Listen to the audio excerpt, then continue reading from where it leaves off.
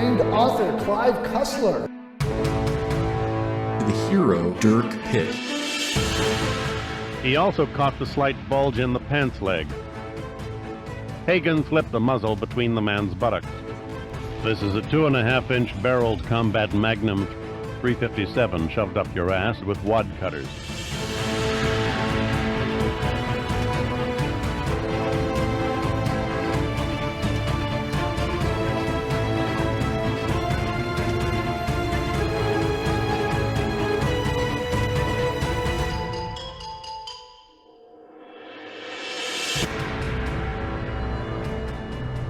Cyclops. Episode 4. Secret Agent Butterbean. Canadian Thanksgiving was pretty good. We had a giant, ridiculous turkey. We kind of went all out on Saturday with all the food and all the sides just so we could enjoy the leftovers for the rest of the vacation. It's very pragmatic. Yeah, that's us. That is super logical. Also, having the holiday on a Monday instead of a Thursday, way better move. I know. Just one of the many reasons Canada's better. One of many, many. Can you hear the fly buzzing around this room? I have my little fly swatter. I was trying to do hunting. What that was. No, I can't hear it's driving me mad. We were talking about that because there was one fly in the gym at MMA last night, and it was driving my coach insane because it has very, very high ceilings, and she can never get the fly. Oh, you told me she's very petite. Yeah, that too. And it would like dive bomb the kids, and everybody would like try and catch it, and nobody could catch the damn thing. So somebody suggested she should go online and look up the Winnebago guy, and it's the Winnebago guy and the fly. Have you seen any of those videos? No, but I will write that down. It is ostensibly a guy who like owns an RV dealership, and he's doing his own ads. Oh, but he's losing his shit and drinking and swearing. Candide, the fly guy. Fuck it, we'll do it again. And it's just him going insane while filming a commercial. We got flies all over the fucking place. Son of a bitch. Get out of here, you fucking flies. There's a fly over the headlight, Tony. Classic internet. I love those commercials. The Crazy Eddie style commercials that were filmed on a budget of tens of dollars. Because you have a camcorder that somebody already owned. So that was already paid for. Somebody's like, I have $5 for a VHS. Let's get movie magic done. How was your weekend? It was fine. I complained to my family that I spend too much time in the kitchen. And my daughter, radical feminist, says, how about you get a TV in there? I was like, no. How about you cook? How about you guys help me out? No, I don't think we'll be doing that. She was trying to help just from the side and without actually helping. But I was really enjoying the show Fear the Walking Dead, and I always get tricked by zombie stuff. Like, this is going to be good. This is going to be good. I'm enjoying this controlled, limited storytelling. They're on a boat. I like the premise. Then they get off the boat. I want zombies at sea. I want this angle on this story. This is new. You can't have the same premise for an entire show. They have to keep constantly changing it up. Oh, how the states were made. How the states got their shape. Oh. First episode was the most family... If you go back and look at the first episode of how the states got their shape, and keep in mind that there is an upcoming national election, it will fill you with such anxiety, you will have to leave the room. Because there is a contested piece of Georgia that the first episode is about, and it's really, really sketchy. And it's a very densely populated area of Georgia that Tennessee rightly has the claim to. I just had to leave the room. I'm like, fuck no, this was sorted hundreds of years ago. Fuck no. I know how some of them got their shapes, and for some of them, you know, it's natural boundaries. You recommended this to me. I think you recommended the show as family-friendly entertainment. I don't think this was me. I don't think I've ever heard of this show. Oh, I'm blaming you. I'm blaming you through isopod tears. On behalf of all men, one of us probably recommended it to you. Yes. I'm going to cry. Isopod tears. Isopod tears. I like that thing. And I understand it wouldn't have the same allure for everyone. I am United States focused. I get that. But goddamn, we set up a lot of bombs, and I just don't like that. Trying to keep on top of that stuff. Not that I can do anything. I'm as powerless as anyone else. I mean, it's in your national anthem. I don't know what you guys would do if you stopped setting off bombs everywhere. Oh my God, there's a part of the movie The Mummy with the Americans just are doing their American stuff and they're just shooting bullets. It's like 5 minutes of just the Americans shooting. I'm like, oh, The director is making a point. They're the Americans. All of the vast young people, that amazing youthful audience that we have, because this Clive Cussler speaks to today's youth. Don't believe us. They don't believe us because if you had to look, you wouldn't leap into older age. But everything starts to fall apart slowly. It's maddening because it's half measures. I'd rather be struck by lightning or hit by a missile. I don't want to go out in dribs and drabs. I was telling this to my daughter, like when I was a kid, old people just died. They don't do that anymore, and it's really causing problems.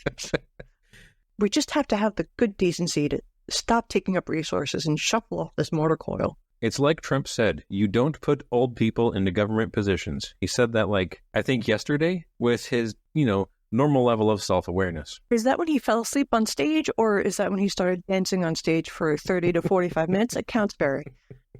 I believe it was after the dancing one. He was doing some CNN interview, and they just kept asking him questions, and he would just start telling Grandpa Simpson stories. And this one was about judges, and he was like, well, no, you have to appoint young judges. You can't have old people in the government, says 83-year-old man running for president. To be fair, I think he's 79.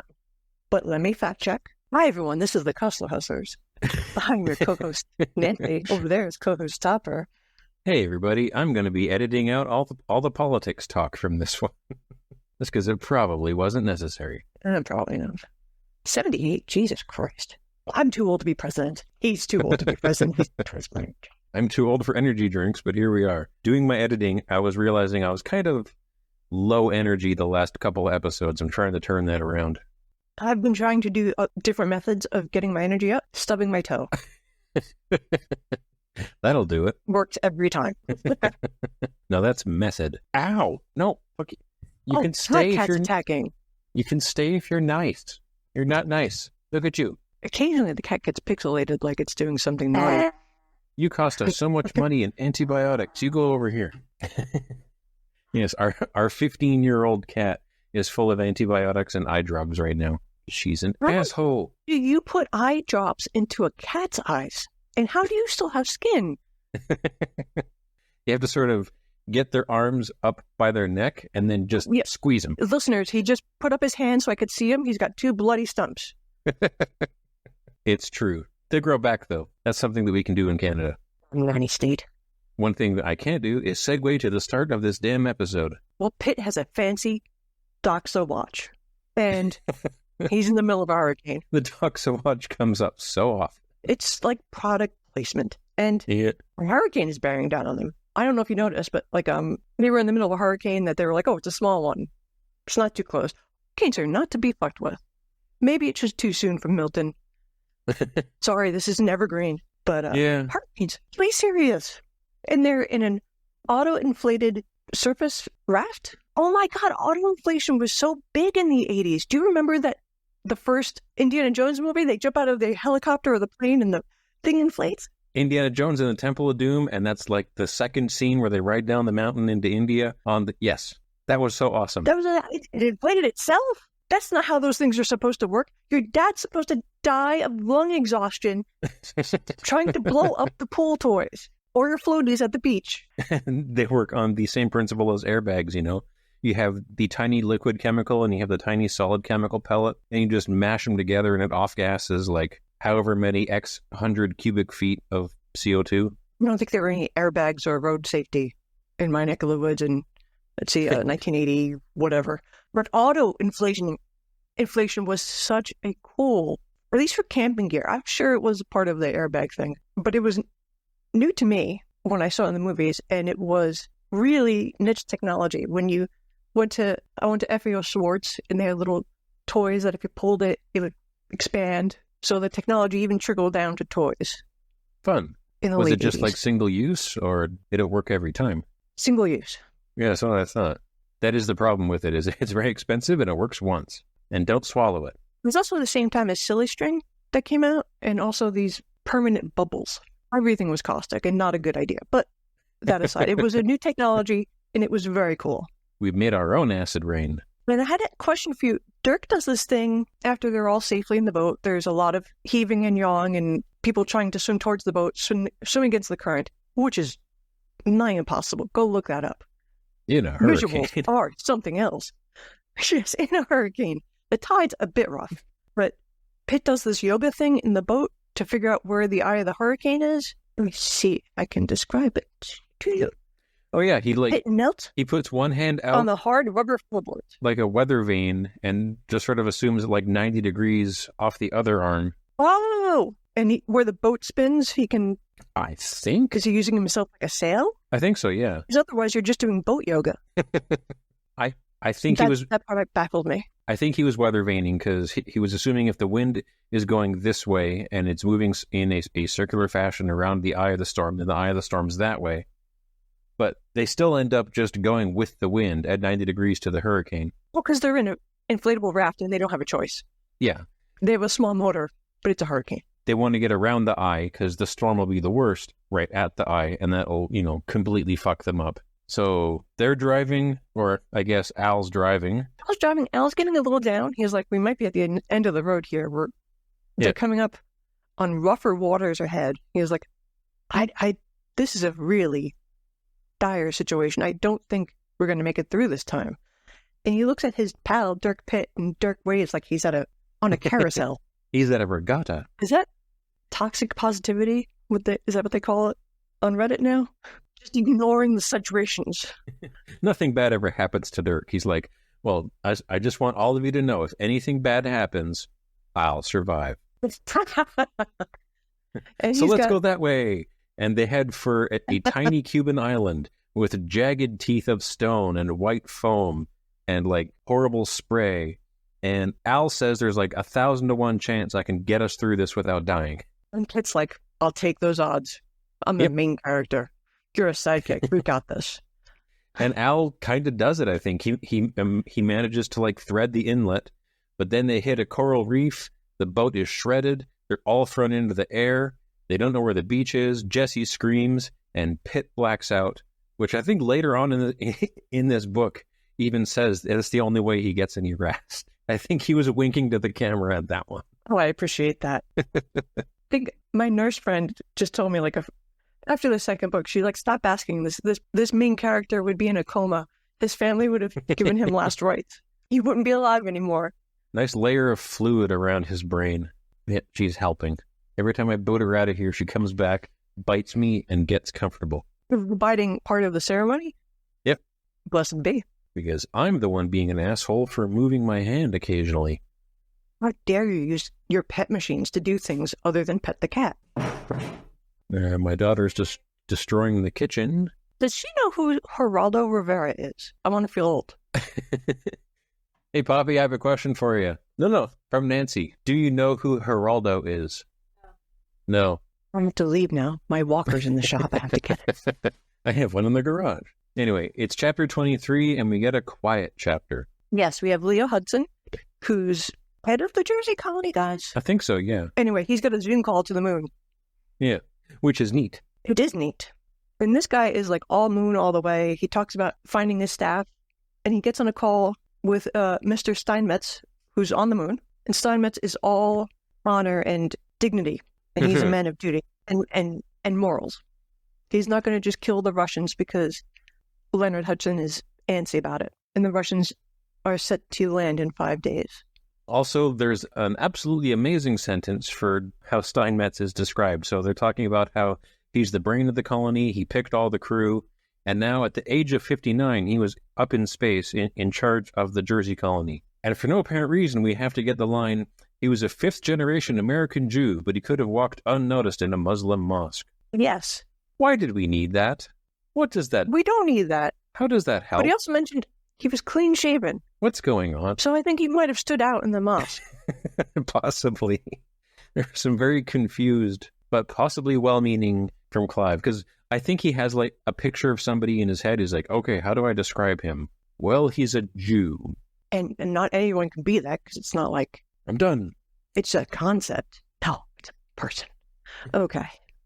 And Steinmetz is a little drunk because up on the moon, they have made a chemical factory that can make metal or glass out of moon rocks, and also wine. It can make anything out of moon rocks. And this guy didn't name it Steinashevitz? Sweet.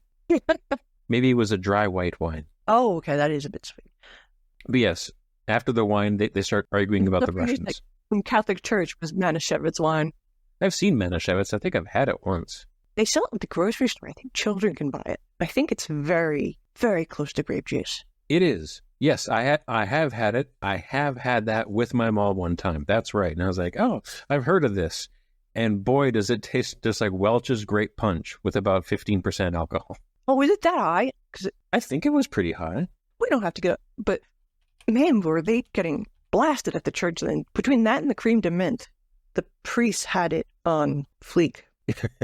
Clive Cussler says that all the space stuff is automated because Leo Hudson is going through his ruthless method of getting everybody on the moon. He's very focused, choosing the best of the best. All spacecraft is automated, and I've seen The Right Stuff and the Apple documentary series To the Moon? All Mankind, which is a fictional series.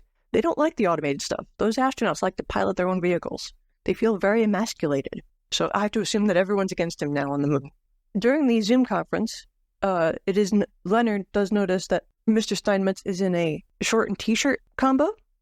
Not very fashionable, but very comfortable. And they talk about how they've created this comfortable region to work in, or else they'd have the confines of their spacesuits and they wouldn't be able to get much science done. So we have established that there is a low-effort dress code for the moon. Yes. So I'm expecting Dirk on the moon any moment. That would be amazing, but no.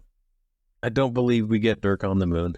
All of the modern covers for Cyclops, it has like the space shuttle, it has the moon, it has all the space stuff. It doesn't have the blimps anymore, because I guess they have to make it seem more like a modern techno thriller. But the moon is like the B plot here. That's what I got. Oh, I believe you have one of the more classic covers then. Leo orders them to hunt down and destroy the Russians, and we're like, we won't kill scientists. And of course, Leo is like, yes, you will. The moon belongs to America. Keeps throwing up arguments. Like, well, what if the Russians land close? What if they land real close? Closer than you think. What if they happen to know exactly where you are? They're outside right now. Open your door. Look, they're right here. Will you kill them now? He keeps upping the stakes to finally get this guy to accept that he might have to kill a Russian. Mm-hmm. But that's not his first call. It's not his moral compass. His first thing is, we'll just leave. We'll hide this. There's nothing left behind. We're leaving. We're leaving. And we can destroy the shit on the way out if we have to. Scuttle the shit, if you were using Navy terms. And he gets threatened with when you get back, you'll be the biggest man on campus since Lindbergh. What a pull. Maybe Lindbergh was still huge in the 80s. I think that's when we found out he had a second Nazi family. Well, we're just going to ignore that for now. Okay. Did he really? I don't know that much about Lindbergh. Oh, yeah, he did. Whole separate family. And they knew.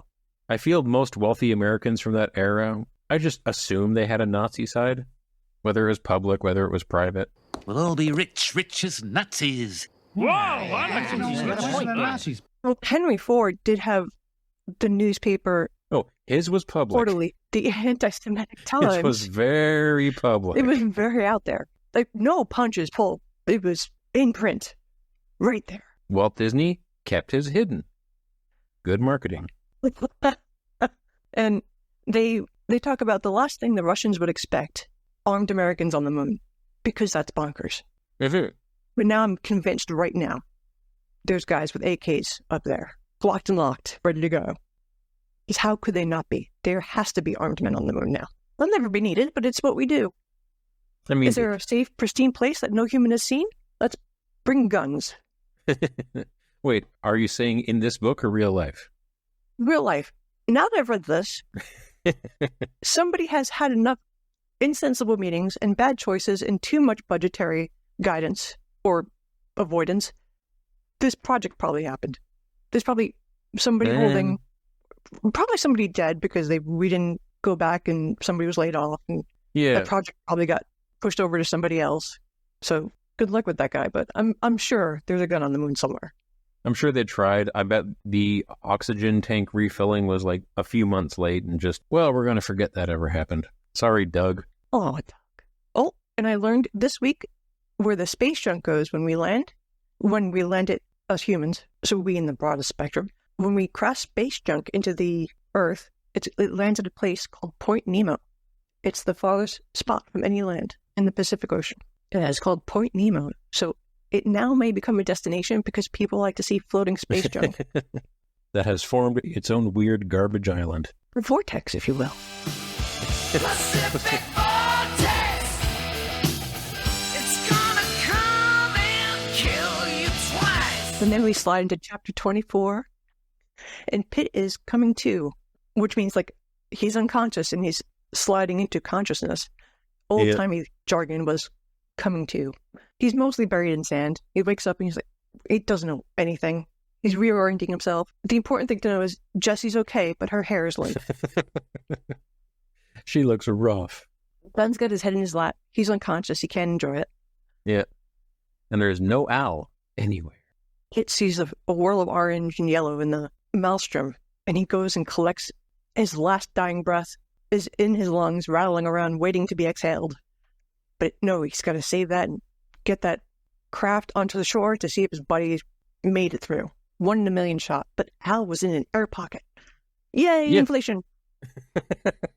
That's a good inflation. Yay, boat inflation. Yeah, there's a few moments where I was about to say perk. You're starting to make me do it now. A few moments where Pitt is like actually emotional and like scared and worried for his friend and he won't see him again and almost cries a single manly tear. But then he finds Al and it's like, okay, I'm going to force all that down again. We're just going to pretend that never happened. He doesn't even eat his feelings. He just punches the hurricane. Oh, it's still hurricaning.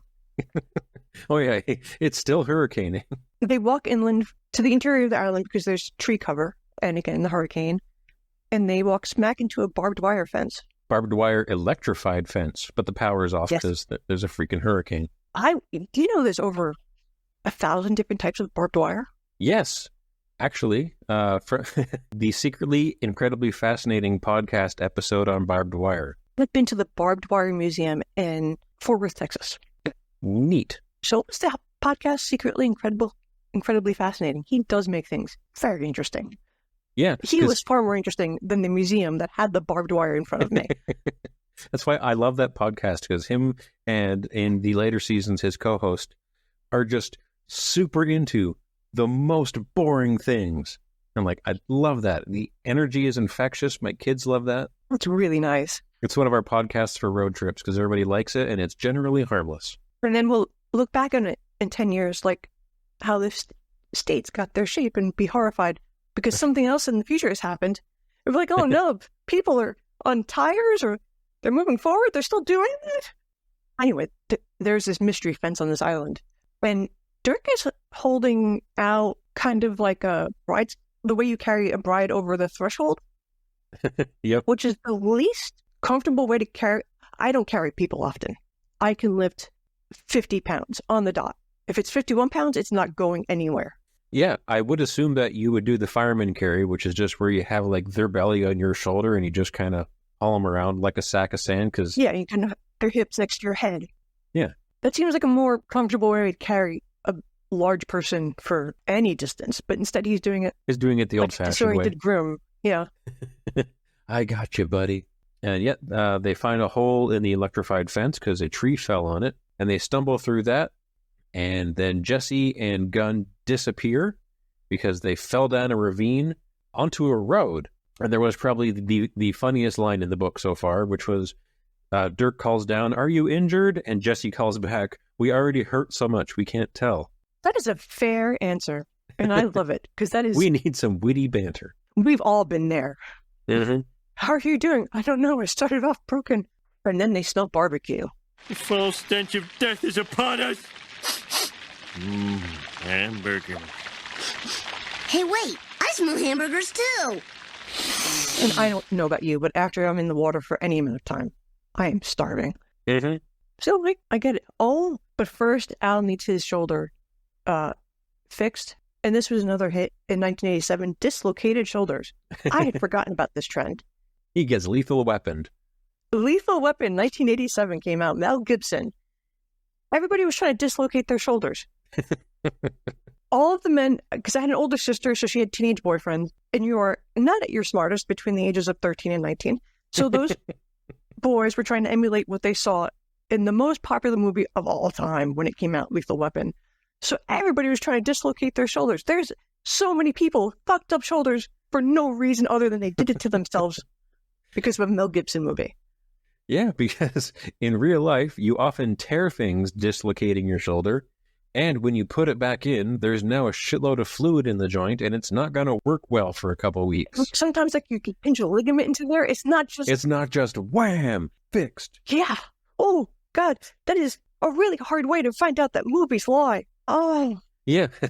There's bursa sacs. There's plates that your bones have, which is where they're supposed to rub together. And when anything else rubs against those spots where they're not supposed to, bad things happen. Injuries that are only supposed to occur in football and war. Yeah. Guys were giving them to each other for no reason because they saw a movie. I remember that in high school. They didn't even have dislocated shoulders. In high school in the 90s. I don't recall anybody actually doing it. I remember a lot of them talking about how they had done it before. Yes, a lot of that. And I don't think I believe them. People attempting to do it or saying they did it and having their friend adjust their shoulder. It's kind of like coming across a guy flexing his arm for no reason because he hears you walking up the school hallway. So he's striking a pose. Yeah. Naturally. Good job there. High school. Quick, be intimidating. Not even my high school. It was just the boys I was observing who were trying to impress my older sister. What a great time. It was like being at the zoo. Oh, and they come across one of those modern homes with the grass wildfire roofs.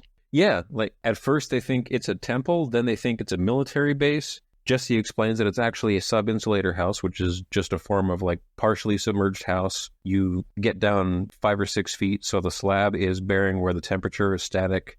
Use thermal mass. I used to be a green home designer, so she's explaining all this stuff, and I'm like, I've done houses like that. Every time I watch Grand Designs, that's all they built. We want a square coming out of the ground, built out of a hillside. So anything built into a hillside, where most of the structure is ensconced in the hill, that's in the ground. It's what this is.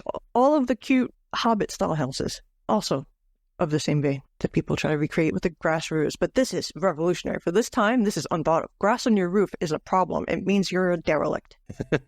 But here, it's state of the art. Fancy. It's on purpose. What's the barbecue? In Rococo. Yes, they stumble inside, and it's like a super nice hallway with white tile everywhere. Lovely modern designs. Candles were lit everywhere. During a hurricane. Well, the power's out. You have to use candles. I'm assuming the windows were closed. It's not windy inside. I assume nothing. It's very dramatic. The window shears are bellowing at the windows. High drama. Cigars that are more expensive or smellier is a fact that gets dropped here. I don't know if that's a fact, but I will record it in my memory as such. And now you will too, listeners. Smelly cigars. Better. On top of the barbecue, they now smell tobacco. And they crash a fancy dress party. Yeah. They find a long dining hall with 40 people in it. Most of them high-ranking Soviet officers. Because don't forget, the Russians completely controlled Cuba, etc., etc. Oh, it was so scary back then, you can't even imagine. It was so omnipresent, it was suffocating. It's not even worth mentioning now because it makes no sense. Yeah, but this scene is what reminds us that Jessie is not just along because she is a pilot. She actually has a superpower. She's a professional fancy person. Which is, she's a billionaire. So she just throws her hair back and saunters up and says, "Is there a gentleman among you who will offer a lady a chair?" And then the machine gun guards show up, which sort of ruins the effect. But you do get the big dun dun dun, tune in next week moment. Yes, her power is haughtiness and entitlement. Not just haughtiness and entitlement, but how does the chapter end? Oh, it's her husband. Yes. Pour me a glass of champagne. She shoulder checked everyone to get through the crowd. So she's flattening everyone to get there. Raymond, be a dear and pour your wife a glass of wine, because Raymond LeBaron, former corpse, is at this party in Cuba with Russian officers. Yes, formerly known as Corpse. The artist formerly known as Corpse. And Jessie is a cool cucumber. She is not ruffled at all. Nope. And we won't find out why for 5 chapters, but And then we go to chapter 25, and we get General Clark Fisher, whose name is neither here nor there, but he heads a department of the military that is so much better named than the actual department that exists today. General Clark Fisher heads the Joint Military Space Command. Today we have Space Force. Space Command is a lot better than Space Force. Yes, it really is. Just like the Giants are a lot better than the Dolphins. It's just... I'll take your word for that. Optics, branding, people. We ran out of all the cool names in the 80s. Now we have Space Force. It was a number his estate would have settled for. Yeah, true. Netflix wasn't going to settle. They had already... that show was printed in the can. Yeah. As soon as somebody said Space Force, they're like, fuck it, that's what we're calling our show. It's so dumb. All the advertising is done for us. Yes, it's an Ira Hagen chapter. Badass Santa Claus is somewhere else now. I like this because we learn repeatedly that a distinct, unique signifier is it's a fat man. Mm-hmm. Look out for the fat man. There's only so many of those in a crowd in America. He's fat, he's jolly, he's friendly looking. Everybody seems to like him when they meet him. He's incredibly friendly and personable, and he's also older. So if you just meet like a sort of a fat Santa Claus-ish guy in his late 50s, early 60s, who's just like super happy to meet you, you're going to be nice to him.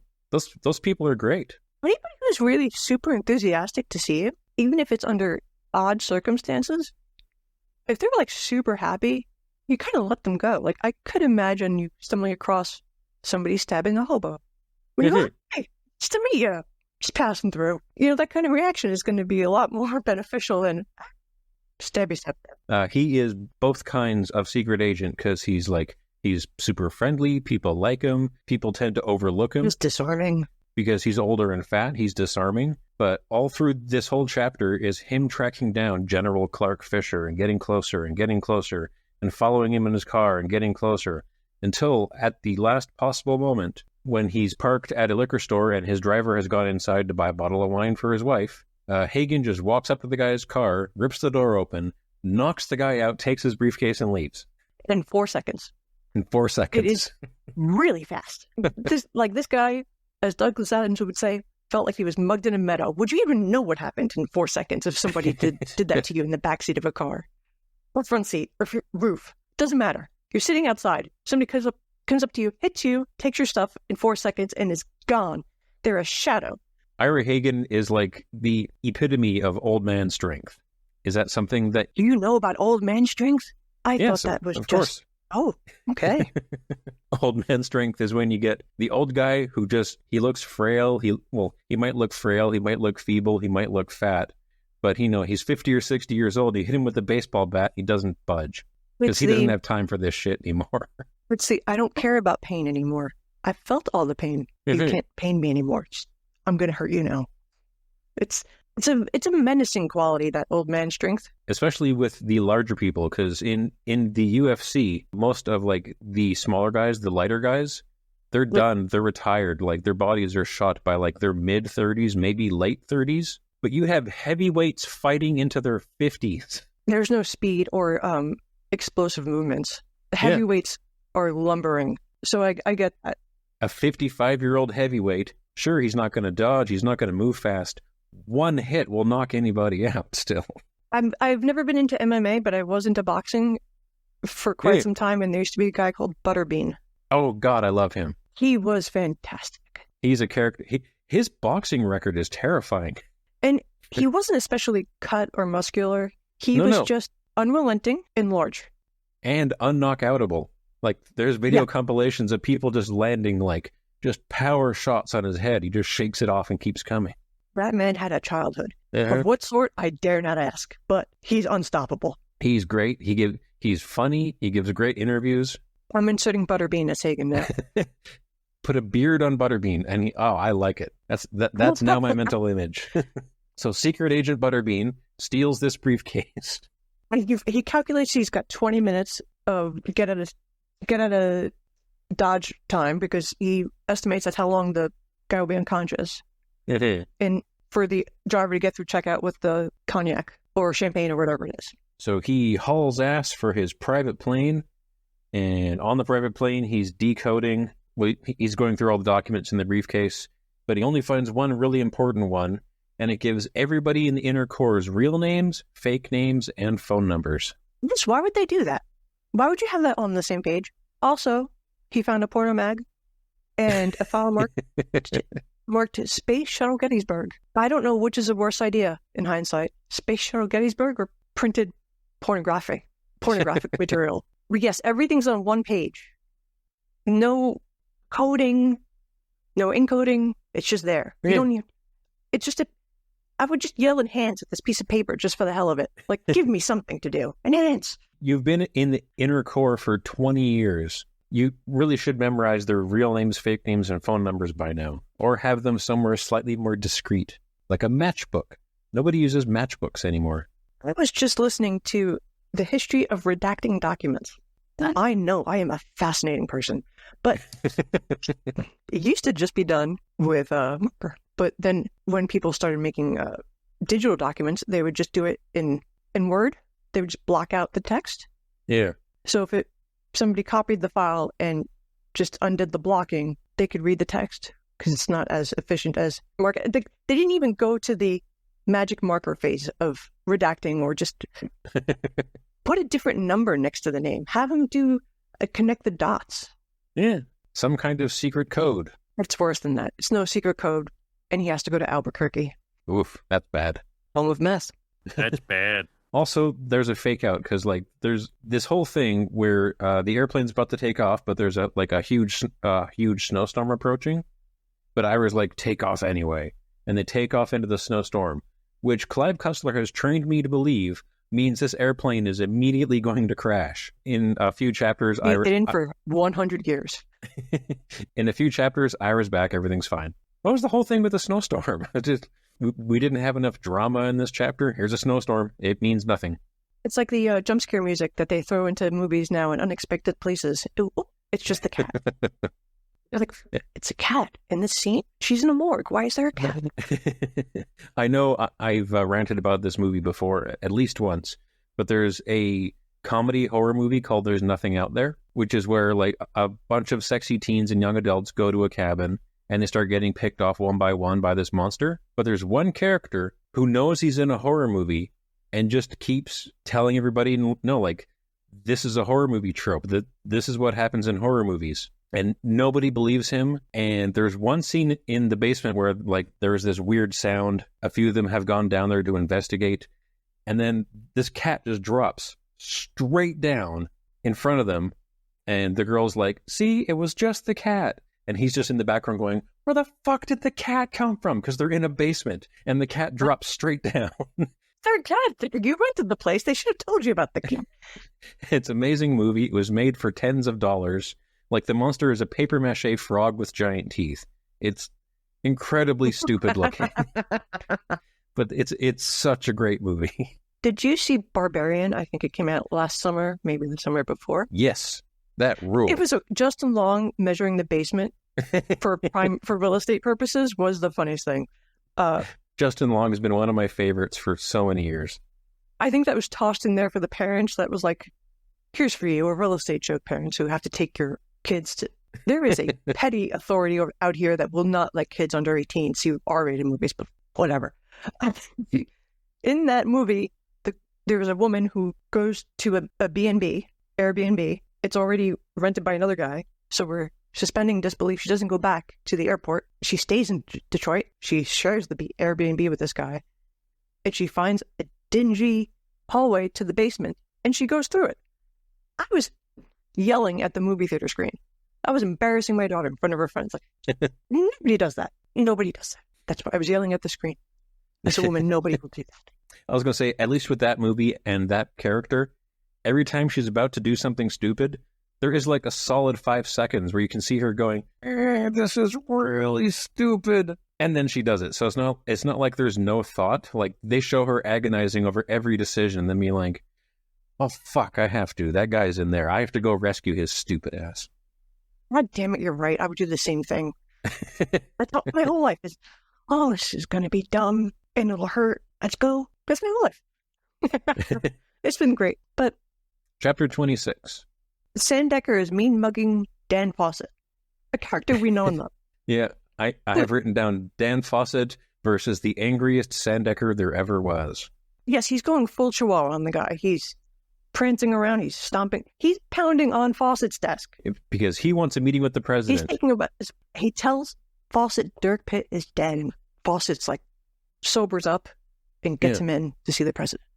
Dirk Pitt? Oh my God. This must be serious. Sander recaps their whole relationship for those who need a recap. They've known each other a long time. Dirk Pitt saved his life. He'd be at the bottom of the ocean. The president owes his life to Dirk Pitt, yada, yada. So when it's dropped that Dirk Pitt is dead, Fawcett gets him in. And Sandecker goes in there and goes, you killed my friends. What's going on? And the president just downloads into him everything that just happened. He's like, oh, I'm sorry about your friends. I just heard they were dead. Really sorry. And Sandecker's trying to process everything the president told him about Blimp, Moon, whatever's happening. And he's going through the plot holes. And he's like, what? There were 3 dead guys in the gondola that crashed into the hotel. Who are those guys then? And the president goes, like, yada, yada. Yeah. We add like 15 more red strings on the conspiracy board because he doesn't just update him on that.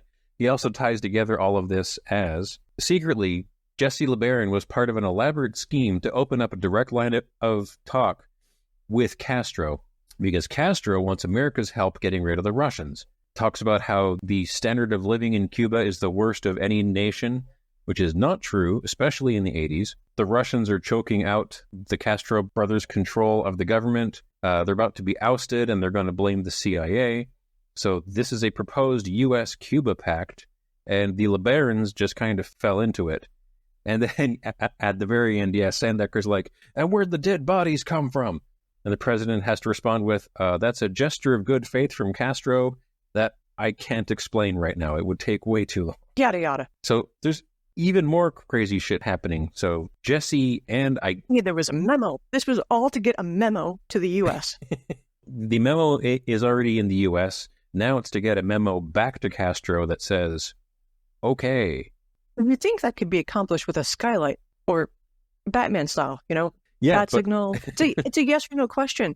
I get brief answers to complex questions all the time. There's a lot of talk about how Russia-friendly people have taken over all levels of the Cuban government. So, like, the Castros are being held prisoner by their own government. There's no message we could give them that wouldn't be intercepted.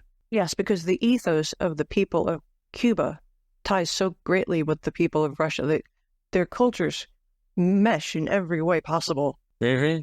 People can't wait to go from a fair weather island and immigrate to Soviet Russia. Yeah. And be cold and miserable. Yeah, I think it was more, you're just going to impose colonization. It's what happened to Cuba. This chapter is slightly less historically accurate than others, although at the time, I don't know what was in the news for Cuba in the 80s. In Canada, it was a nice place to go for a vacation. Cuba in the 80s was just Castro. In my childhood, it was Cuba was inhabited by one man, Castro, and he was bad. Cigar man bad. Got it. Yeah. Peter Jennings told me so. I was quite young, but that's my nascent memory of Castro. Raul Castro, still with us upon recording, 93 years old. Dang. He should be president. I believe he is. I meant of your country. Oh, I think he's retired. Pitt, in chapter 27, awakes from a slumber atop a feather mattress, and he's noting the comfort of the mattress. And for a man who doesn't sleep, you're like, I can get one of these. Maybe I'll sleep at home. Change my whole life.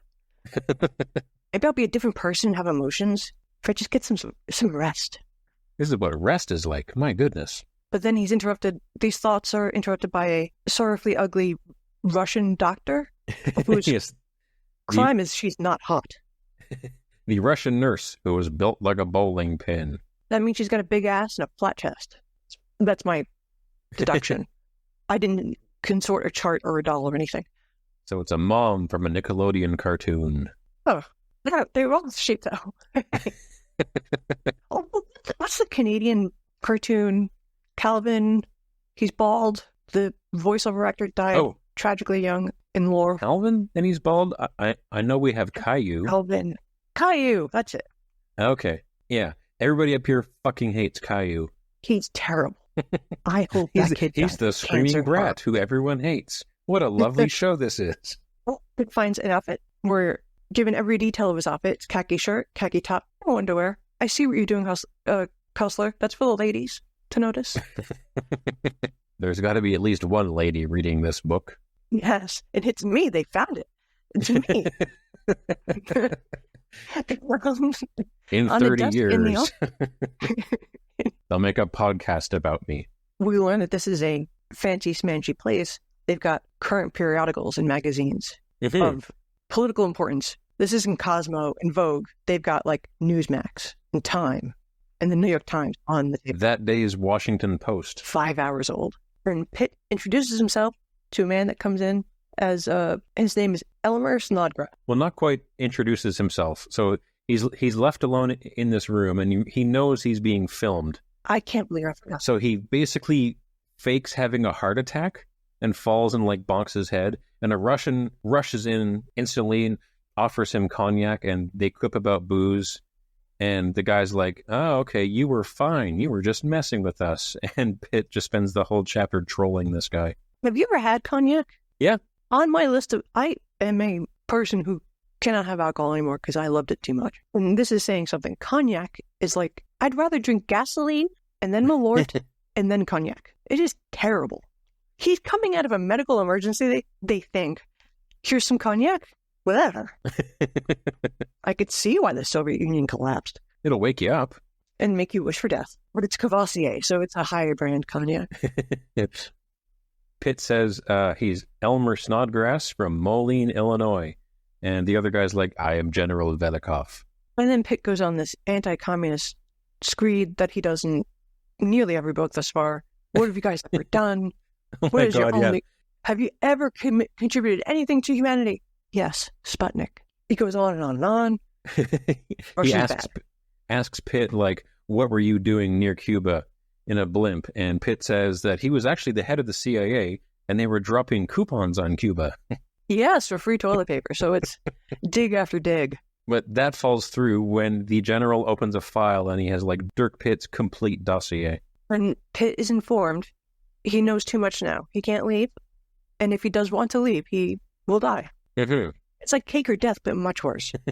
Now he's on an episode of The Prisoner. And although he gets close, the general... Whoa. Did you just reference a 1990s sitcom prison show where the guy had the tattoo on his back? No, that's Prison Break. The Prisoner was the island of all the people who were too smart to be allowed in regular society. Really? It's from like the 1960s. It's a very weird classic. And there was all these plots for these people to like escape the island. But then a giant bubble would come and like suck you up and bring you back to the island. It's a weird show. Why did you think a big balloon would stop people? Shut up. That's why. No, I missed that one entirely. That sounds great. Can't believe you haven't heard of that. I thought you were talking about the Glistening Man show. There's two brothers. One is in prison, but the other designed the prison, so he gets himself incarcerated too, and they're, for some reason, always together and always topless. Yeah.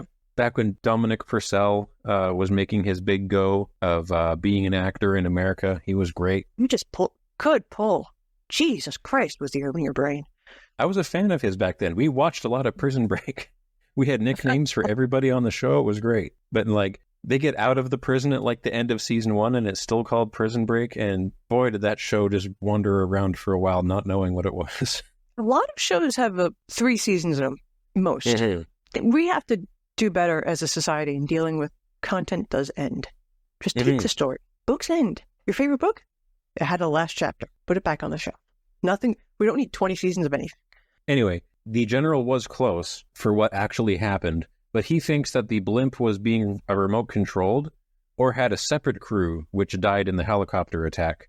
And he thinks that Pitt and all them arrived by CIA submarine. And Pitt's like, yeah, go with that. Sure, why not? Damn, you're on to us. It really is the Occam's razor approach to getting there. The way they did it is unfit for fiction, really. So nobody would come to that conclusion. That is a very odd route they took. Yeah. Let's get a blimp. Yeah, because what actually happened, which was, no, we just brought on a shitload of scuba gear and bulletproof walls for no apparent reason. and then we swam to your country. The general's going to be like, fuck you. That's going to sound like an insult. Yeah, really. Then we slide into chapter 28, back to Santa Spy Hagen. He's having a lunch that advertises his commitment to not staying alive. He's having enchiladas, eggs, tequila, cheese sauce. There's a lot of food porn. It's not sauce for anything. It's just a bowl of cheese sauce. Nothing wrong with that. And I have a question for you. Do you know what a wap cutter is? Oh, wad cutters? Yes, wad cutter. What is a wad cutter? I already know. Tell our audience. I think they're like blanks. They're like a shell, a cartridge, ammunition that basically shoots paper, isn't it? Well, because that's what he's threatening. Hagen goes into a gas station, and the gas station is phony. It's staffed with some kind of fancy soy boy with an expensive haircut who's never touched a tool in his life. No, I was wrong. I was thinking of something else. A wad cutter is just basically a flat-topped rather than like pointed bullet for shooting paper targets at close range. Okay. So it's going to, if you were, as this guy does, shoves it between a man's buttocks and fire, it would act like a moving truck through your bowels upward. Hooray! Yeah, because he's at a service station to meet Clyde, but the whole service station is fake. So like it's this shitty rundown service station. The tools are all rusted. There's cobwebs everywhere. And the guy who runs the service station has nice hair and no grease on his hands. But it does have amazing security. And Ira is suspicious. But Hagen, who's we know now is the fat man, who they were all watching out for, make sure to make this gas stop look legitimate. So he siphons off some gas. So he does put 10 gallons of gas in his car. What fucking gas did he put in his car? This is his getaway vehicle. Are you certain they didn't put dummy gas in there? Diesel? Yeah. It doesn't take much. Water? Yeah, exactly. You're at a dummy gas station. It apparently is a real gas station, but you would have to imagine that they would have some kind of security countermeasures. I'm also not entirely certain why this gas station has to be a dummy gas station out in the middle of nowhere. Yeah, they could just use a real gas station. They're out there. Yeah. Many abandoned. Like, I'm just not sure why it exists, but he lures Clyde out to his car, and then... I can tell you why. Somebody had a nice haircut, and Clive was angry. He got shitty gas station service one day and went, I'm putting you in a book. Yeah, and I'm going to make fun of your haircut because you're young. I'm going to shove a gun up your ass. Which is, although Clyde's pants stay on, that is essentially what he does. Shoves a very large bore gun up the service attendant's ass, through his pants, and then interrogates him. A dick move. Really, like, no, there's some subtext there. He just needs some inner reflection time. And Hagen's like, who is Clyde Booth? The attendant tells him some kind of super genius former quarterback of Arizona State. Right. That is not a sentence. Super genius. Arizona State. I do remember now. So one of the phone calls he made from Mooney's office was to a Clyde Booth, and that phone number was traced to this service station. So he goes to the service station, and it's like an inner core security guard, but Clyde's not there. Oh, you're right. He interrogates this guy to figure out where Clyde is. So I guess this service station is part of the inner core security, but it's still needlessly convoluted. Yes, they just had to build one on a spot that matched the fraudulent records. Yeah. So now I understand why there is a fake. Thank you. That does add clarity. I remember now. Then we get back to chapter 29 in the inner core crew. Man, we're flying through these. Leo Hudson, is it okay? Oh, yeah. I have to get back to work in a few minutes, but this is the last chapter I have notes for, so let's burn through 29. Okay. Leo Hudson, inner core guy, speaks to Gunnar Erickson, other inner core guy. Kind of gives Nazi sympathizer vibes with that name, though. We learn that the Russians have a mole in the White House. This is back at a time when Fat Man was a unique description. Meh. And the word penetration is used too many times in this chapter. It really is. And they spend a lot of time talking about how we've been penetrated by the Fat Man. Every image we have of him is a blur. He must have some kind of blurring device. But everybody agrees he's a fat man. Penetrated. Their scenario, their building, their whatever. He says it like 3 times in a paragraph. I feel violated just reading it. They're baffled because, like, they can't figure out what Ira wants. Because, like, he's not out to kill us. He's just fact-finding. He's getting all the information. He's moving through us one at a time. He's going fast. It must be the president. Yes, he's hunting tail to head. But and he will get to them soon. this is where they also reveal that the Russians appear to be angry that their moon base exploded all those unmanned Russian probes. So the inner core doesn't realize that they've killed like 9 Russian cosmonauts and possibly started a war. They don't know that they killed people with their missile launchers. They just thought they were shooting down satellites. To be fair, we only sort of knew it was an open secret that they were exploding cosmonauts at a rapid rate. If you take them at their word, you have plausible deniability. Yeah. If you take in reality and the world around you through cognizant thought and rationalization, you're like, no, they're just sending cosmonauts up there to die. But if you just take them at their word, it's plausible. Yeah. Space law. There's moon law. I'm pretty sure it's on there. Even so, they don't know how much shit they're causing, basically. Like, they don't know how angry the Russians are at America and the Jersey colony. Because they're like, why would the Russians have any reason to send up, like, armed cosmonauts in their new lander? Why would they have any reason to land at the Jersey? Because you killed a whole bunch of them. You've still led to a bunch of bad stuff about to happen. So you're saying if they just went to a marriage counselor, had better communication, this wouldn't be... Yes. We need more communication between billionaires and the military. No. I take it back. I am on my bicycle, pedaling backwards. I'm back pedaling. Take it back. This was a whole paragraph I had written down as like, this is why you need the military involved whenever these billionaires start doing shit in space.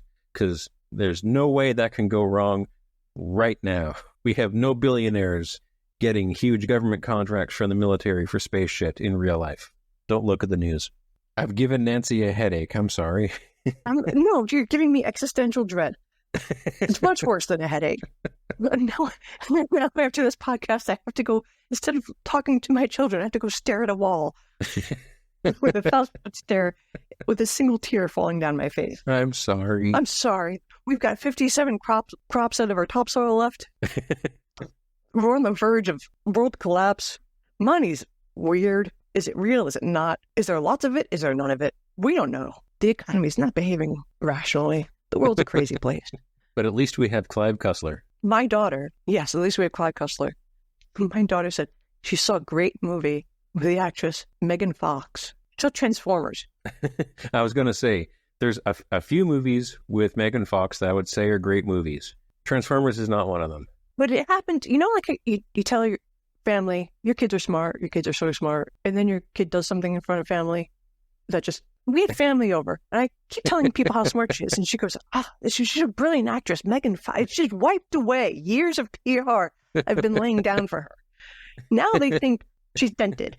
I've got an amazing song I have to send you from a huge band up here in Canada called the Arrogant Worms. They're very great band name. They're very funny. And it's the song Mixed Messages. And it's just all about how his kids are so smart and stupid. Like, he talks real smart and then he eats rocks. Mixed messages from the boy. And lest any of us think us superior to the teenage counterparts or children or vapid aging adults, we all do it. Oh, God, yeah. I have seen executives drop their phones like they were throwing them on the ground. They just fumbled. But it looked like, to an outsider, they threw it on the floor. I've worked with engineers who can't spell and can't figure out 10% tax without a calculator. And they're engineers. They're higher up than me. 10% tax. You move the dot. The zero. It's just, you don't have to do any math. It's just moving a decimal point. When I found that out in Catholic school, that you didn't have to do any math, you just had to move the point, I felt like a major life hack. Before that was a term. I was like, you don't have to do any thinking. You just move the thing. Move the decimal point. Oh, wonderful times when life was that simple. The biggest problem was long division. Oh, let's get you back to work, though. I have to go. I have to go design stupid bridges. Oh, yeah. I'm sorry for the liquefaction or anything that keeping you away from rebuilding a bridge that affects thousands of people. You could be curing cancer. You could be doing so many other things with your brain. So I appreciate the time. My brain needs downtime to be stupid, and that's why I have this podcast. From now, you can never be President of Canada. Excellent. They'll use this clip against you. Do is safe for now. Signing off. Bye, everybody. Look, your will save us as we sail into the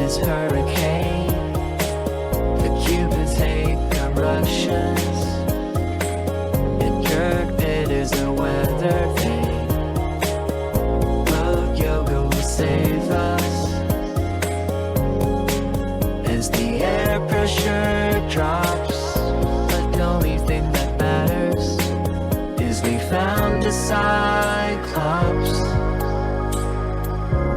Dirt pit in the action game, are getting tortured in a tropical paradise. See while Ira Egan is breaking into places and not being very nice. The government is shady, and they're refusing to help out anyone.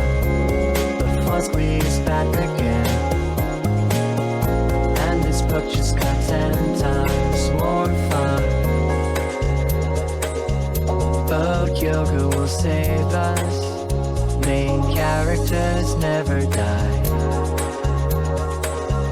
Boat yoga will save us, even when they face false light.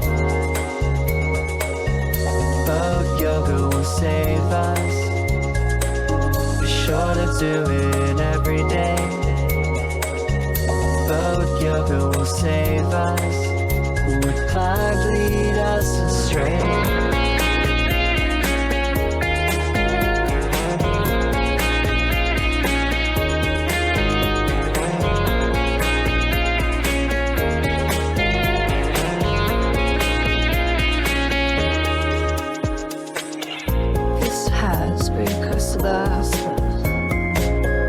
Your hosts have been covering us.